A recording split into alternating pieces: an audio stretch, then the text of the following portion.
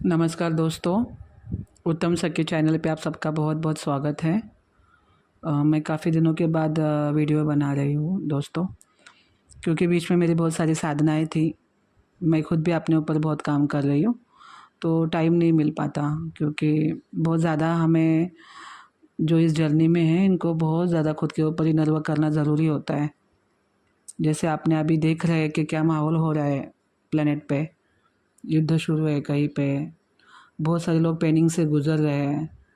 तो जो divine soul होते हैं या फिर जो सोल अवेयरनेस में आ रहे हैं, जो सोल अभी सोल अवेकनिंग के जर्नी पे है, ये यही सोल आगे जाके ये सब धरती का जो वाइब्रेशन है बढ़ाएंगे। तो ये कैसे बढ़ाएंगे? इनर वर्क करके बढ़ाएंगे।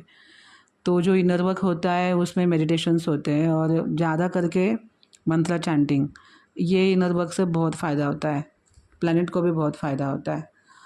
तो दोस्तों, आज मैं वीडियो बना रही हूँ कि क्या ट्विन फ्लेम जर्नी में मस्कुलाइन और फेमिनाइन का जो पितृ है वो एक होते हैं क्या? किसने मुझे क्वेश्चन भी पूछा था ये कि क्या मेरे और मेरे डीएम का पितृ एक है क्या? तो नहीं होते दोस्तों, एक नहीं होते हैं। आप हमेशा याद रखिए कि आप दोनों अभी शादी के बंधन में बंधे नहीं हो। और क्योंकि हमारे शास्त्रों के हिसाब से जब एक लड़की किसी लड़के से विवाह करती है तो उस लड़के के जो पितृ है वो उसके पितृ बन जाते हैं शादी के बाद, क्योंकि उसका गोत्र चेंज हो जाता है। शादी से पहले उसके पिता का गोत्र ही उसका गोत्र होता है। जब तक वो पिता के घर पे, उसके फादर के घर पे है, उसको उसके फादर के जो एंसेस्टर है वही उसके पितृ रहेंगे। हाँ, जब वो शादी करेगी और आफ्टर मैरिज जो उसके पति के जो पितृ है वो उसके पितृ बन जाते हैं। वो कैसे उसको पितृदोष लागू होता है? अगर पति के साइड से पितृदोष लागू कैसे होगा? क्योंकि जब शादी के बाद पति पत्नी का जब फिजिकल संबंध होते हैं तो जो डीएनए है उनका एक्सचेंज हो जाता है। तो फिर उसके पितरों का जो डीएनए इसके बॉडी के अंदर चला जाता है लड़के का, और फिर लड़की को उससे पितरों का मतलब जो भी इफ़ेक्ट होता है। तो इसलिए जब तक ट्विन फ्लेम जर्नी में फेमिनिन और मस्कुलाइन का शादी नहीं होता तब तक कोई उनको एक दूसरे के पितृदोष नहीं लगते। तो आप लोग कहेंगे कि अरे हम तो एक ही सोल है। सोल एक ही हो भाई, बॉडी अलग अलग है ना। तो आपके पैटर्न अलग है, उसके पैटर्न अलग है, उसके कर्मा अलग है, आपके कर्मा अलग है। तो पितृदोष या पितृ एक दूसरे के सेम नहीं होते, अलग अलग ही होते हैं। जिस खानदान में आप पैदा हुए हो वही परंपरा से आपको पितृदोष या पितृ आपके रहेंगे। और उन्हीं कुल में, क्योंकि ज़्यादातर इन डिवाइन सोल को पितृदोष लगता है। ट्विन फ्लेम जर्नी के लोगों को पितृदोष का बहुत प्रॉब्लम होता है, पितरों का बहुत प्रॉब्लम होता है। मैंने इसके ऊपर वीडियो बनाई हुई है, क्योंकि ये जो पितृ होते हैं ना, ये बहुत प्रयास करते हैं कि हमारे ख़ानदान में किसी नेक बंदे को भेजिए जो हमारे मुक्ति के लिए कुछ काम करे। तो इसीलिए काफ़ी सालों से वो जो पितृ कहाँ पे अड़के हुए हैं, वो प्रयास करने के बाद भगवान उनके ख़ानदान में कोई एक नेक डिवाइन सोल भेजता है। इसलिए मैं हमेशा बोलती हूँ कि पितृदोष खानदान में 4 बच्चे हैं तो किसी एक को ही लगता है, तो जो एक को लगा है ना वो एक डिवाइन सोल है, तो वही उनका उद्धार करता है। जैसे डिवाइन सोल में ये जो ट्विन फ्लेम जलने के लोगों को सबसे ज़्यादा अगर किसी चीज़ का प्रॉब्लम है यूनियन के लिए, तो उनके पितरों का प्रॉब्लम है। इसलिए पितृदोष दोनों को भी हो सकता है, मगर अपने अपने खानदान का। जब तक वो शादी नहीं करते तब तक एक दूसरे का पितृदोष उनको नहीं लगता और उनके पितृ सेम नहीं होते। तो अभी सर्वपितृ अमावस्या आ रही है। अगर आपने अब तक कुछ नहीं किया है पितरों के लिए तो आप ज़रूर करिए। या तो तर्पण करिए, जो भी आपके यहाँ पे कोई कर्मकांडी ब्राह्मण हो तो उनसे तर्पण ज़रूर करवाना चाहिए। अगर आप कुछ भी करने में असमर्थ है तो भगवद गीता के श्लोका पढ़िए, 3रा अध्याय, 9वां अध्याय, 15वां अध्याय।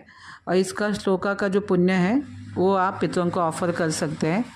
अगर आपके पास कुछ भी आपके पास टाइम भी नहीं है तो थोड़ी सी घास भी अगर आप उठा के गौ माता को खिलाओगे तो भी पितरों को खाना मिलता है। क्योंकि अभी मैं इस फील्ड में हूँ, एस्ट्रोलॉजी के मतलब जो भी है, जो हमारे शास्त्रों का तंत्र मंत्र, इसमें मैं इस फील्ड में हूँ। मैंने इतना स्टडी किया और इतना मैंने लोगों के ऊपर उसका असर देखा है। मेरे पास ऐसे क्लाइंट है कि जिनके घर में कोई एक पितृ कहीं पे अटका हुआ है, उनको दिखता है। और मैंने जब, क्योंकि मैं खुद गौ सेवक हूँ, तो मैंने बहुत सारी सेवाएं करी मैंने अपनी सोल मिशन में। मगर जब मैंने गौ माता की सेवा शुरू करी तो मुझे अंदर से शांति जो फील होना चाहिए तो वो फील होने लगी। तब तक मैंने बहुत सारी सेवाएं करी पर मुझे इतना सेटिस्फेक्शन नहीं मिल रहा था। जैसे मैंने गौ माता की सेवा शुरू करी, मुझे सेटिस्फेक्शन, अंदर से शांति जो होती है ना, वो मिलना शुरू हो गई। तो अगर आपके पास टाइम नहीं है भगवद गीता पढ़ने के लिए, कुछ भी नहीं, तो गौ माता को चारा खिलाइए, तुरंत आपके पितरों को जाएगा वो, तुरंत ऑन द स्पॉट। मेरे पास जो क्लाइंट था उसको उसका पितरू दिखता था, तो उसने मुझे कहा कि मैं क्या कर सकता हूँ, क्योंकि अभी मेरे पास टाइम नहीं है इतना, मैं बहुत बिजी रहता हूँ। तो मैंने बोला कि आप गौ माता को चारा खिलाइए।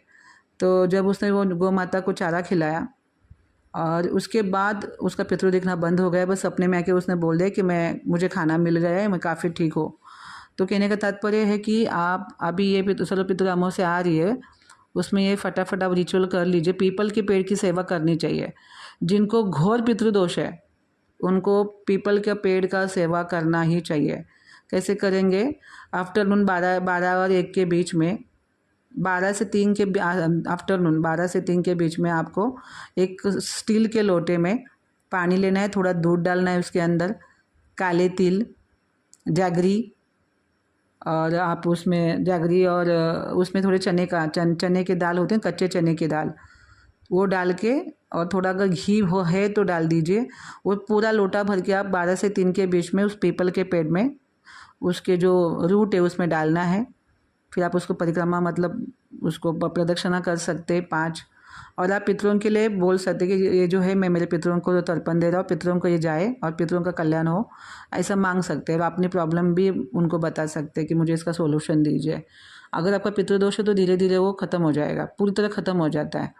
मगर भगवद गीता इसमें मोस्ट पावरफुल इसका एक रिचुअल है, ये भी आपको करना चाहिए अगर कुछ नहीं कर सके तो। दान धर्म तो आप दे ही सकते हैं, मगर सर्वपितृ अमावस्या भी आ रही है, क्योंकि सबको अगर पूरा 15 दिन आप कुछ नहीं कर पाए तो इस अमावस्या में ज़रूर करिए। पितरों को नाम का तर्पण और श्राद्ध करना ही करना चाहिए। इससे पितृ बहुत खुश हो जाते हैं। और अब जब उनको कहीं से वो अटके हैं, वहाँ से छूटते हैं ना, तो वो जिसने उसको छोड़ा है उसको बहुत ब्लेसिंग देते हैं। तो मटेरियल ग्रोथ तो करवाते ही है, उसके आत्मा की ग्रोथ भी करवाते हैं। हमारे पितृ इतने पावरफुल है क्योंकि उनका डीएनए हमारे अंदर है। तो इसलिए हमें पितरों के लिए ज़रूर ज़रूर करना चाहिए ये। और हमारे सनातन धर्म में पितरों का इतना महत्व कहा गया है। बहुत सारे ऐसे पितृदोष है जो ये पीपल के पेड़ की सेवा करने से, पितरों के नाम से कुछ दान धर्म, कुछ भगवद गीता का पठन, भागवतम का पठन, ये सब करने से पितरों को बहुत खुशी मिलती है, बहुत ज़्यादा। एक पितृ स्तोत्र आता है, आप गूगल पे सर्च करिए, उसको अगर आप रेगुलर भी गाओगे तब भी पितरों को बहुत शांति मिलती है। मेरे पास जो पितरों का स्तोत्र है मैं डिस्क्रिप्शन बॉक्स में दे दूँगी, उसका ज़रूर पठन करना चाहिए जिनको घोर पितृदोष है। इससे वो पितृदोष ख़त्म हो जाता है। तो दोस्तों, मैं यहाँ पे वापस एक बार बोलना चाहती हूँ कि डीएम और नमस्कार दोस्तों, उत्तम सखी चैनल पे आप सबका बहुत बहुत स्वागत है। मैं काफ़ी दिनों के बाद वीडियो बना रही हूँ दोस्तों, क्योंकि बीच में मेरी बहुत सारी साधनाएं थी। मैं खुद भी अपने ऊपर बहुत काम कर रही हूँ, तो टाइम नहीं मिल पाता, क्योंकि बहुत ज़्यादा हमें जो इस जर्नी में है इनको बहुत ज़्यादा खुद के ऊपर इनर वर्क करना ज़रूरी होता है। जैसे आपने अभी देख रहे हैं कि क्या माहौल हो रहा है प्लेनेट पे, युद्ध शुरू है कहीं पे, बहुत सारे लोग पेनिंग से गुजर रहे हैं। तो जो डिवाइन सोल होते हैं या फिर जो सोल अवेयरनेस में आ रहे हैं, जो सोल अभी सोल अवेकनिंग के जर्नी पे है, यही सोल आगे जाके ये सब धरती का जो वाइब्रेशन है बढ़ाएंगे। तो ये कैसे बढ़ाएंगे? इनर वर्क करके बढ़ाएंगे। तो जो इनर वर्क होता है उसमें मेडिटेशंस होते हैं और ज़्यादा करके मंत्र चैंटिंग, ये इनर वर्क से बहुत फ़ायदा होता है, प्लैनेट को भी बहुत फ़ायदा होता है। तो दोस्तों, आज मैं वीडियो बना रही हूँ कि क्या ट्विन फ्लेम जर्नी में मस्कुलाइन और फेमिनाइन का जो पितृ है वो एक होते हैं क्या? किसने मुझे क्वेश्चन भी पूछा था ये। क्या मेरे और मेरे डीएम का पितृ एक है क्या? तो नहीं होते दोस्तों, एक नहीं होते हैं। आप हमेशा याद रखिए कि आप दोनों अभी शादी के बंधन में बंधे नहीं हो। और क्योंकि हमारे शास्त्रों के हिसाब से जब एक लड़की किसी लड़के से विवाह करती है तो